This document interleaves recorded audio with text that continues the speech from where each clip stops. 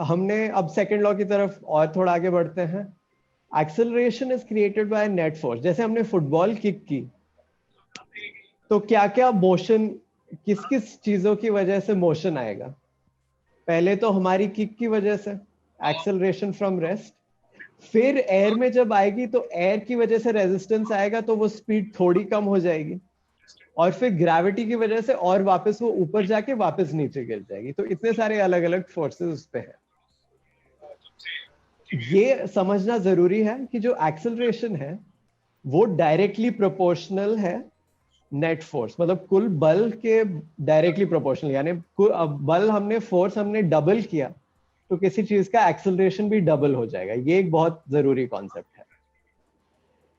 तो हमने कुछ पुश किया, उसका डबल फोर्स लगा दिया तो वो डबल, उसकी एक्सेलरेशन डबल हो जाएगी।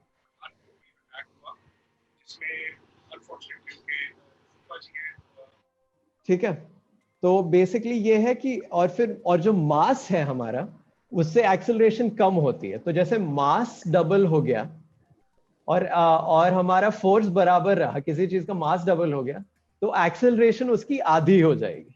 इसको कहते हैं इनवर्सली प्रोपोर्शनल। ये एक्सेलरेशन डायरेक्टली प्रोपोर्शनल टू 1/मास, 1/मास। तो बेसिकली फिर ये सारी चीजें हमने, acceleration is directly proportional to force, inversely proportional to mass, इन सबको साथ में जब मिलाया तो हमें ये इक्वेशन मिला, A equals 4F/m, acceleration equals force by mass. और उसको इस m को इस तरफ ले आए हम, तो इस इक्वेशन F इक्वल्स ma, जो आप काफी अच्छी तरह से जानते होंगे, ये बेसिकली बन जाता है हमारा सेकंड लॉ। तो हाँ रजत बोलो। तो मैं आपसे एक क्वेश्चन पूछना चाहता हूँ सर। जैसे कराटे प्लेयर है सर, वो एक बार में अपनी सर एक बार हाथ मारते सर पूरी ब्रेक कर देता पूरा जो भी है। हाँ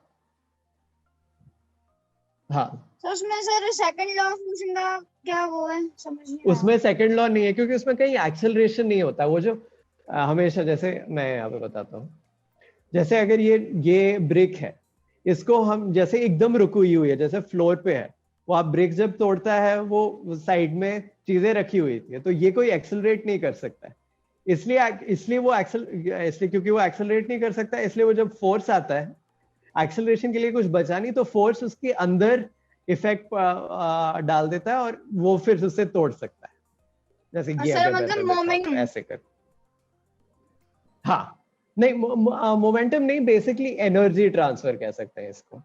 अच्छा, वो थोड़ा आगे आता है। ये हमारा बेसिक, यहाँ पे जैसे कोई ऐसा रेजिस्टेंस नहीं है उस तरह का, फ्रिक्शन और एयर रेजिस्टेंस को छोड़। सर मैंने आपसे पिछली क्लास में एक क्वेश्चन पूछा था सर, फील्डर अपना हाथ पीछे क्यों करता है जब भी वो कुछ हाँ करता है? वो तो आंसर आपने ही कर दिया था, आपने और वो पवन ने किया था आंसर। सर आपने भी तो कि बोलते कि धीरे अच्छे धीरे से करके, समझाओगे इसे दूसरी क्लास में। हाँ नहीं सर, मैंने बॉल किया जब था आती है, चलो वो एंड में करते हैं, पर बेसिकली आइडिया ये कि बॉल को हमने इतना टाइम लगाया, अगर यहां रखा तो मतलब वो टॉप स्पीड से यहां आके एकदम जीरो करने में अगर टाइम कम लगा है, यानी एक्सेलरेशन बहुत तेज हुआ, डिसेलरेशन, नेगेटिव एक्सेलरेशन बहुत तेज हुआ, यानी बहुत फोर्स लग रहा है हाथ में, और वो फोर्स अगर आप कंट्रोल नहीं कर पाए तो बाउंस करके चली जाएगी।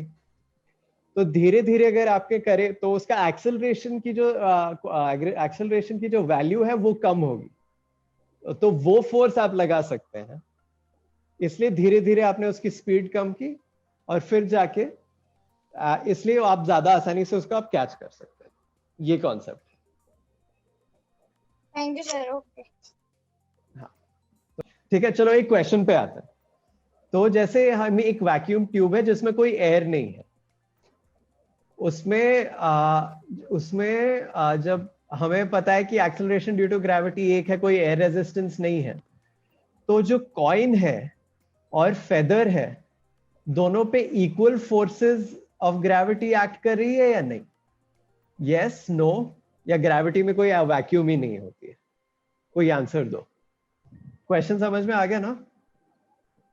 ये सवाल एकदम वही सवाल है जो वो टावर के ऊपर से मैं एक बड़ा सा बॉल और एक छोटा सा बॉल फेंक रहा हूँ, एक ही चीज है, मगर वहां पे टावर में एयर रेजिस्टेंस होता है, यहाँ पे वैक्यूम ट्यूब में नहीं होता है।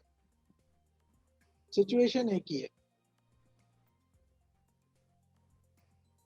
बताओ बताओ, दोनों पे बराबर फोर्स है? सर सर हाँ हाँ says moreover there is no gravity inside cube. हाँ।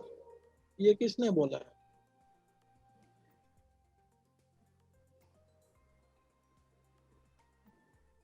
ग्रेविटी, वैक्यूम में ग्रेविटी नहीं होती क्या? सर होती है ग्रेविटी पर। अच्छा ये है। भैया हमने आपको बोल दिया था कि छोटा बॉल हो चाहे बड़ा हो, चाहे वैक्यूम में हो चाहे तो एक्सेलरेशन हमेशा बराबर रहेगा ड्यू टू ग्रेविटी, और एक्सेलरेशन बराबर है और मास अलग है दोनों के। कॉइन का बहुत मास है, फेदर का बहुत कम है, तो जो कॉइन पे फोर्स है वो हमेशा ज्यादा होगा ताकि एक्सेलरेशन ज्यादा बराबर हो सके फेदर के। फेदर पे कम फोर्स में भी काफी एक्सेलरेशन आ जाएगा। इसे दोनों में फोर्सेस अलग अलग हैं, ये हमेशा याद रखना है। दोनों का एक्सेलरेशन बराबर है, दोनों पे फोर्सेस अलग अलग है। ठीक है, फिर एक आता है हमारे फ्रिक्शन। फ्रिक्शन का आइडिया सब लोगों को है। कुछ भी चीज हर जगह फ्रिक्शन ले, कहीं भी पुश किया, पुल किया, कुछ ड्रैग किया, हम चलते हैं तभी पैर नीचे रखते हैं, तो पैर टिका क्यों रहता है? क्योंकि हमारी जमीन पे फ्रिक्शन रहता है। तो बेसिकली ये है। तो ये मतलब बहुत जो हमें जो स्मूथ लगता है उसमें भी उसमें फ्रिक्शन कम होता है। जो स्मूथ होता है, जैसे ये एकदम मेरी फ्लैट फोन की सरफेस है, ये आराम से मैं ऐसे स्लाइड कर सकता हूँ। यहाँ मेरी रफ है, यहाँ मेरा फ्रिक्शन ज्यादा मैं महसूस कर रहा हूँ। तो बेसिकली फ्रिक्शन में क्या होता है कि बहुत छोटे छोटे आपको मतलब फ्लैट सरफेस में भी बहुत छोटे छोटे ऐसे बम्प्स होते हैं जो अपने आप में ऐसे घुस जाते हैं, ऐसे धीरे धीरे करके। ये उनका एक बड़ा एक रिप्रेजेंटेशन है एक तरह से, पर एक तरह अपने आप में घुस जाते हैं, तो ये उस वजह से फ्रिक्शन होता है। तो उस फ्रिक्शन के बारे में थोड़ा और डिटेल में समझ लेते हैं। तो मतलब ये सॉलिड्स में भी होता है, एयर में भी। एयर तो डायरेक्टली आप हर जगह सराउंड कर देती, तो आप तो एयर जब चल रहे हो तो आप एयर को हमेशा पुश कर रहे हो, तो वो एक एयर का रेजिस्टेंस हमेशा आता ही रहता है। तो ये जिस तरह से काम करता है, मतलब ऑफिस बहुत उसकी साइंटिफिक डिटेल्स अभी तक लोगों को समझ में नहीं आई, पर उसका बिहेवियर लोगों को समझ में आ गया। तो एक उसके बेसिकली दो कॉन्सेप्ट है फ्रिक्शन के, कि आप जैसे स्टैटिक फ्रिक्शन मतलब कुछ रुका हुआ है, कुछ फ्लैट सरफेस पे टेबल पे कुछ पड़ा है और कुछ रुका हुआ है, उसको आपको ज्यादा धक्का देना पड़ता है, ज्यादा जोर से धक्का देना पड़ता है जिससे वो मूव कर सके। पर एक बार वो स्लाइड करने लग गया तो आप उसको कम फोर्स से भी उसी स्पीड पे आप चालू रख सकते हो। तो वो है फ्रिक्शन, वो है डिफरेंस ये स्टैटिक और स्लाइडिंग। स्टैटिक में जब रुका हुआ है कुछ, तब उसका फ्रिक्शन ज्यादा होता है। एक बार वो हिलने लग गया, काइनेटिक फ्रिक्शन।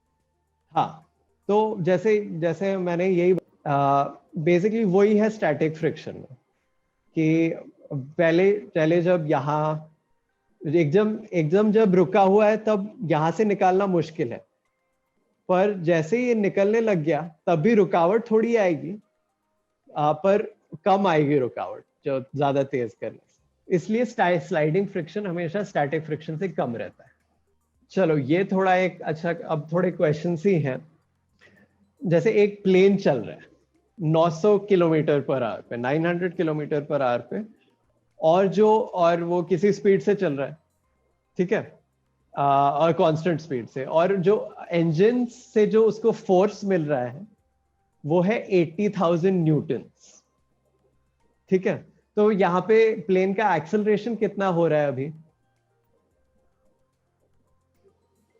हमने बोला 900 kph की स्पीड से जा रहा है, तो एक्सेलरेशन कितना हुआ अभी? कोई बताओ जल्दी, आ रहा है किसी को? अरे कांस्टेंट स्पीड है, इसलिए कोई एक्सेलरेशन नहीं है, जीरो वेलोसिटी होगी। फिर थोड़ा आगे जाते हैं। जो जो जो एयर रेजिस्टेंस, हवा की वजह से जो रुकावट आ रही है उसके सामने, वो कितनी है। अब आप देखो एक्सेलरेशन 0 है, इंजन्स का जो फोर्स आ रहा है इसको इस स्पीड पे रखने में वो है 80,000 न्यूटन्स। तो एयर की जो हवा की वजह से जो रुकावट आ रही है वो कितनी आ रही है, क्योंकि याद रखना एक्सेलरेशन नहीं हो रहा। बिल्कुल। तो यहां से फोर्स जो एयर जो प्लेन चल रहा है वो उसको 80,000 न्यूटन का फोर्स मिल रहा है, और यहां से भी 80,000 न्यूटन का फोर्स आ रहा है, इसलिए उसका कोई एक्सेलरेशन नहीं हो रहा है, वो 900 km/h की स्पीड से चले ही जा रहा है।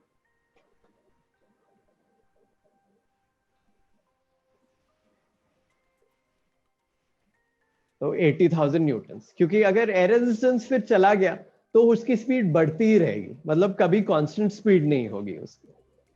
ठीक है, चलो ये थोड़ा, अब ये हमने काफी कर लिया, मैं थोड़ा एक डेमो करता हूं आपके लिए, ताकि ये सारी एयर रेजिस्टेंस का कॉन्सेप्ट आपको समझ में आए। क्योंकि फ्री फॉल हम ऐसे एक्सट्राई तो करते हैं, पर हमारी मतलब जो एटमॉस्फेयर है, हवा रहती है, उसकी वजह से हमेशा रेजिस्टेंस रहता है। सबको ये चेयर नीचे तक दिख रही है ना, मैं थोड़ा एक डेमोन्स्ट्रेशन कर रहा हूँ आप लोगों के लिए। ये पेपर का टुकड़ा लिया, दिख रहा है सबको? जी हाँ। तो पेपर का मैंने टुकड़ा गिराया, वैसे तो हम फ्री फॉल मानते हैं, पर ये कभी सीधा गिरा नहीं। मैंने यहाँ इस पे गिराने वाला था, पर वो आगे जाके गिरा। तो ये इसका मतलब है, ये किस वजह से हुआ, कोई बताओ मुझे। बहुत सिंपल सा है, एयर प्रेशर। बिल्कुल, एयर रेजिस्टेंस कहते हैं उसको, या हवा की रुकावट, हवा की वजह से रुकावट। पर जैसे मैंने फिर एक और उसको बॉल में किया, तो अब मैंने यहां से गिरा रहा हूं, यह सीधा जाके यहाँ पे गिरी। सर वो क्योंकि जो पूरा वेट है ना वो मतलब पूरे सर्कल में आ चुका है, और वो वेट को पूरा नीचे लेके जा रहा है, और एयर रेजिस्टेंस भी उतना नहीं कर पा रहा। तो जो एयर रेजिस्टेंस है, वो जो सरफेस एरिया, जितनी ज्यादा सरफेस एरिया है उतना ज्यादा एयर रेजिस्टेंस होगा। यहाँ से भी हवा फ्लो धक्का पुश करी, यहाँ से भी करी, यहाँ से भी करी। और ये जो बॉल है, ये हवा को एक तरह से काट के जा रहा है, तो ये बस यहाँ से थोड़ी हवा ऐसे आके निकल रही है, यहाँ पे सीधी हवा पूरी रुक रही है। ये समझ रहे हैं? तो जैसे तो पर जैसे ये है, अब ये देखो, ये दोनों, ये बुक है, ये इसकी बुक है यहाँ पे, और ये पेपर है। अब मैं इन दोनों को साथ में गिराता हूं, देखो क्या होता है।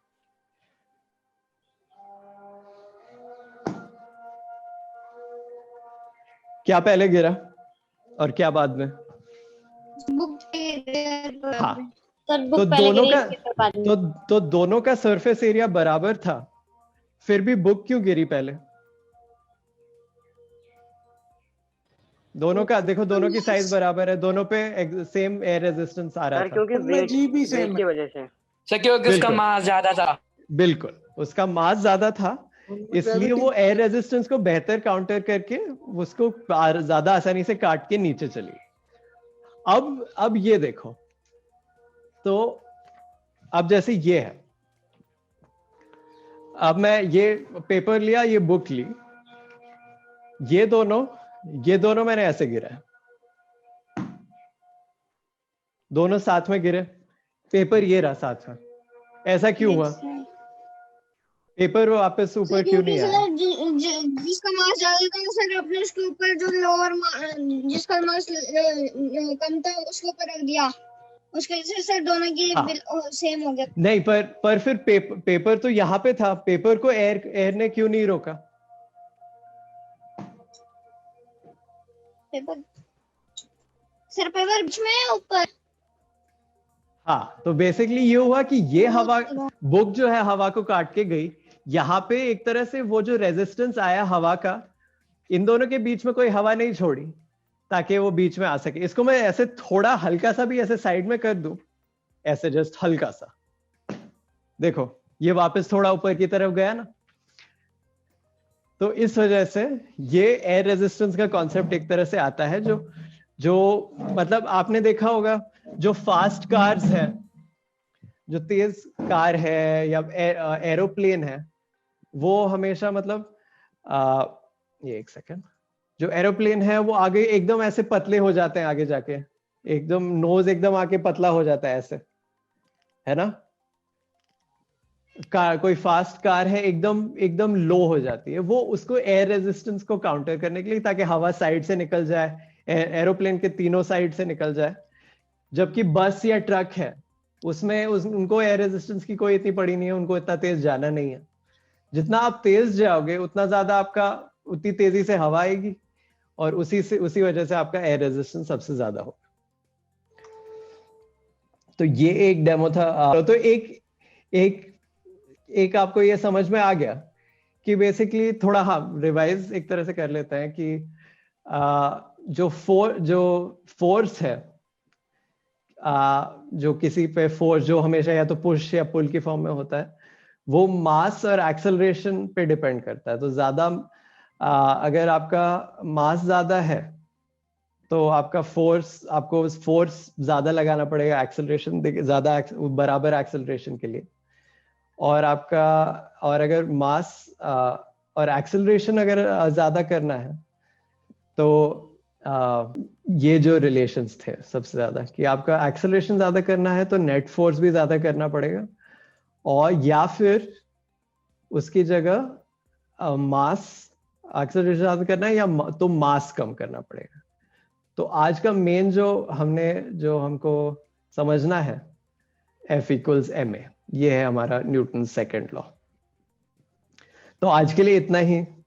ये सारी चीजें आप ट्राई कीजिए कि आप सब कुछ मतलब बराबर, ऐसे आप ज्यादा भारी चीज कम भारी चीज गिरा के देखिए, आप देखेंगे हमेशा साथ में एक ही स्पीड से गिरते हैं, अनलेस कि बहुत लाइट चीज है जिसपे एयर रेजिस्टेंस का इफेक्ट पड़ता है। हाँ, तो जी दोनों में सेम होता है। ग्रेविटी जो है वो बड़ा हो, भारी हो, चाहे कम हो, जो भी हो, इसमें सब कुछ में एक ही ग्रेविटी, एक ही जी 10 मीटर्स पर सेकेंड में ही होता है।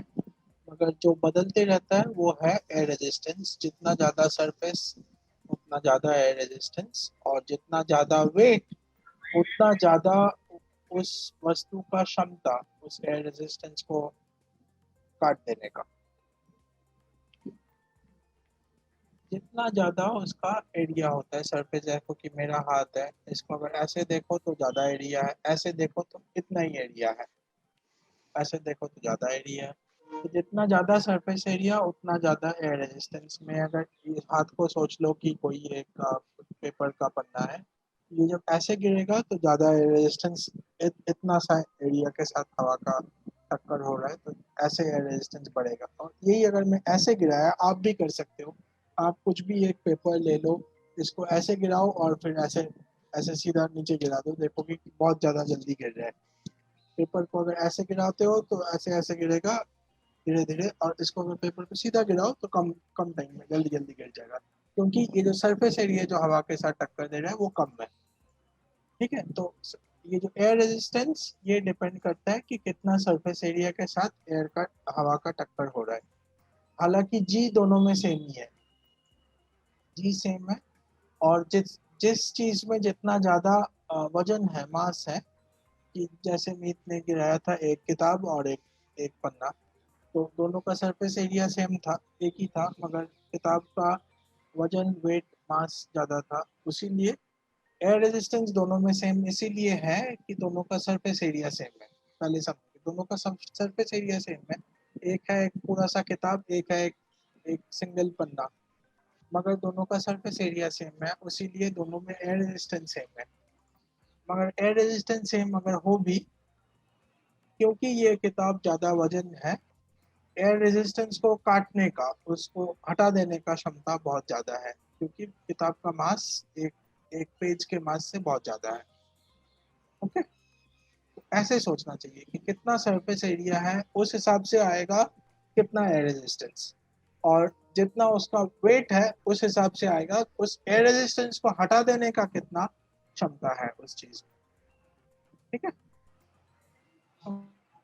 बोलो। सर अभी सर ने बताया था कि अगर पेपर को हम फ्लैट में मतलब नॉर्मल फ्लैट सरफेस की तरफ फेंकेंगे तो वो धीरे धीरे जाएगा, और उसी पेपर को अगर आप ऐसे सीधा करके नीचे ऐसे फेंको। ये सर वही पूछना था। अगर कभी कभार क्या होता है सर, पेपर उसी समय मुड़ जाता है और वो मतलब फ्लैट सरफेस की तरह एकदम धीरे धीरे जाता है, ऐसा क्यों सर? हाँ, तो वो देखोगे कि आप जब पेपर को ऐसे गिराओगे ना, सोचो कि मैं इधर से एक पेपर ले रहा हूँ, एक सेकंड मुझे टाइम दो। ये हो गया एक पेपर, ये पेपर दिख रहा है सबको? दिख रहा है कि नहीं? ये पेपर को मैं अगर पहली बात ऐसे अगर गिरा दूं तो पूरा ये सरफेस के साथ एयर का टक्कर होगा, हवा का, और धीरे से गिरेगा। इसको अगर मैं ऐसे गिराऊं तो ये जल्दी जाएगा, तेजी से गिरेगा। ये हवा को एक ऐसे काट के जा रहा है, बिल्कुल, क्योंकि ये बहुत कम है, हवा के साथ टक्कर कम है। और आप जो बोल रहे थे कि ये ऐसे हो जाएगा, जैसे ही मैं गिराऊंगा ये ऐसे टेढ़ा हो जाएगा, तो आप खुद ही देख सकोगे कि जब तक ये ऐसे नीचे गिर रहा था तब तक जोर जोर से गिर रहा था, और जिस वक्त वो ऐसे फिर से टेढ़ा होके पहले की जैसे हो जाएगा तब वो स्लो हो जाएगा, तब वो धीरे से गिरने लगेगा, क्योंकि उसका वेट अभी सेम है, उसका ग्रेविटी उसके ऊपर जो है वो भी सेम है, मगर जिस सरफेस एरिया है जो हवा के साथ टक्कर दे रहा है वो सरफेस एरिया बढ़ गया। जब ऐसे गिर रहा था तब कम था, जब ऐसे हो गया काफी सारा सरफेस एरिया फिर से हवा के साथ टक्कर देने लग गया, तो वो स्लो हो जाएगा। आप खुद ही कर लो, ऐसे एक पेपर लो, उसको ड्रॉप कर दो, देखोगे कि जब तक वो नीचे ऐसे गिर रहा है तब तक जल्दी जल्दी गिर रहा है, और जैसे ही वो टेढ़ा हो जाएगा फिर से वो पहले की तरह स्लोली गिरेगा। आप ये एक्सपेरिमेंट करके देखो खुद। यस सर, मैंने अभी किया था, वो मैं टिश्यू के साथ किया था। Thank you sir. हाँ, ये सारी चीजें, बहुत सारी चीजें हमने डिस्कस की, आप ट्राई जरूर करना है, ये सारी घर पे ट्राई की जा सकती है, आप खुद करके समझिएगा। ठीक है, तो अभी यहाँ के लिए खत्म करते हैं। सर एक क्वेश्चन है मेरा।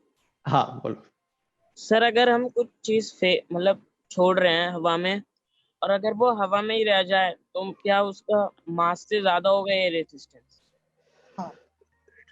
हाँ नहीं, हमेशा मास के बराबर, उससे ज्यादा कभी नहीं हो सकता। तो मतलब जब वो गिर रहा होता है तो मास ज्यादा होता है एयर रेजिस्टेंस से? हाँ, हमेशा हमेशा। Okay sir. और गिर भी नहीं, मतलब जब तक वो एक्सेलरेट कर रहा होता है। ये बहुत ही बढ़िया सवाल है, ये और डिटेल में एक बार, अभी थोड़ा हमारा सेशन लंबा चल गया। जब तक वो एक्सेलरेट कर रहा होता है, एक कॉन्सेप्ट होता है टर्मिनल वेलोसिटी का, उस पे भी हम आएंगे, वो फ्री फॉल में आता है। एयर रेजिस्टेंस फिर आप एक्सेलरेट करते करते आपकी एक फाइनल स्पीड आ जाती है, अंतिम गति, टर्मिनल वेलोसिटी कह सकते हैं इसको। जैसे पैराशूट, आपने, अगर आप गिर रहे हो और आपने पैराशूट खोला, आपकी स्पीड बहुत कम हो जाती है, फिर उससे ज्यादा आपकी बढ़ती ही नहीं है, तब आपका एयर रेजिस्टेंस आपके फुल मास के बराबर हो गया है।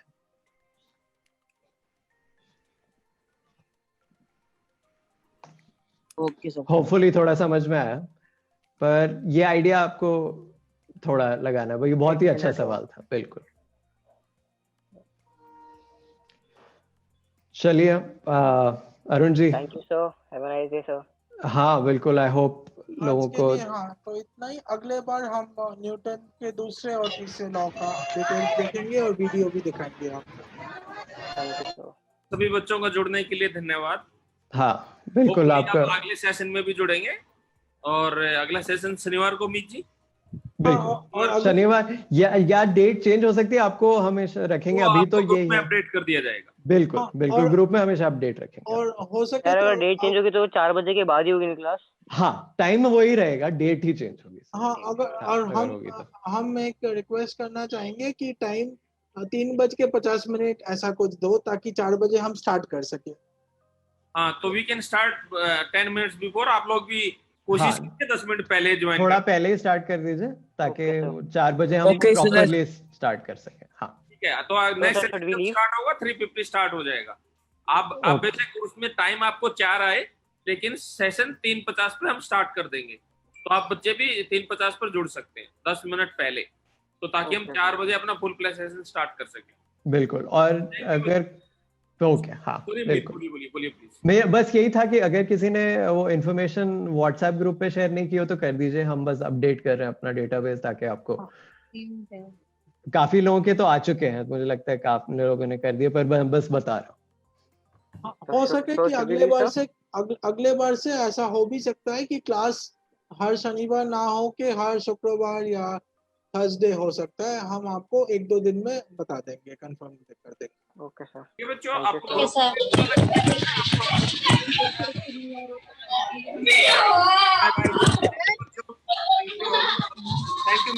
चलिए, thank you everyone. Thank you भाई। सर हाँ बताओ। सर मैं कह रहा था सर सैटरडे का होगा तो सर ज्यादा बेटर होगा, क्योंकि सर ट्यूशंस होती है ना। अच्छा ठीक है, हाँ ओके, ये आपसे भी एक बार डिस्कस कर ही लेंगे, ट्राई हम यही करेंगे, हमारा एक्चुअली डिस्कस करके ही किया जाएगा। बिल्कुल हाँ सर। उसमें सर नॉर्मल डेज में अगर आप 5 बजे के बाद करें तो ठीक होता है सर। एक्स्ट्रा क्लासेस और नॉर्मल क्लासेस भी खत्म हो जाती है 4 बजे तक हमारी। ठीक है तो वैसे ही करेंगे, ये हम ध्यान में रखेंगे। We will discuss. Yes. Thank you sir. Have a nice day sir. Thank you everyone. Thank you Meet. Thank you. Thank you sir. Thank you sir.